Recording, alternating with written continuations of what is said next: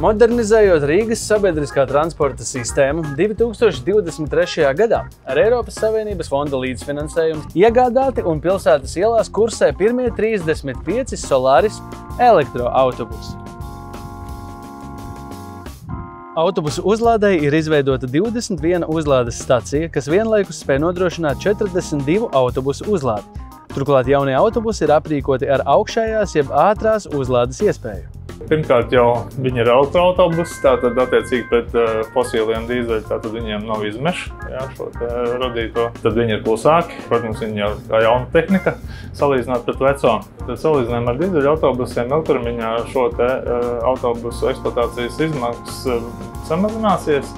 Ja mēs tā salīdzinoši vērtējam, tas ir tāds ilgtermiņa risinājums, tāds jautājums, kurā parādīsies šie plusi un ieguvumi. Ar autobusu pārvietojas katru dienu, brauc uz universitāti vienmēr, un šie jaunie elektroautobusi man viņi patīk, jo viņi ir daudz klusāki un arī var uzlādēt telefonu un vienkārši kopumā jūtas tā ērtāk un vienkārši foršāk.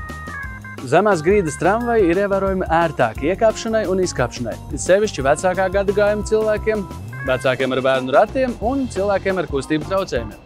Arī šajā jomā attīstība turpinās un piesaistot Eiropas Savienības kohēzijas fonda līdzekļus, modernizācijas darbi veikti 5. un 7. tramvaja līnijās.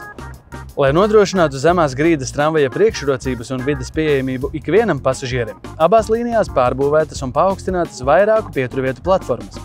7. tramvaja līnijā aptuveni 8,6 km garā posmā veikta gan kontakttīkla pielāgošana zemās grīdas tramvajam, gan kabeļu tīkla nomaiņa, palielinot elektroapgādes jaudas. Tāpat projektā veikti arī infrastruktūras pārbūve aptuveni 2 km garumā 5. tramvaja maršrutā, tai skaitā pārbūvējot esošos sliežu ceļus. Projekta ietvaros pārbūvēts arī 11. novembra Krastmalas un 13. janvāra ielas krustojums. Tāpat atjaunotas 4 un izbūvēta viena jauna apakšstacija, aprīkojot tās ar elektroiekārtām, ar mērķi nodrošināt atbilstošu jaudas padevi zemās grīdas tramvaja kustības nodrošināšanai.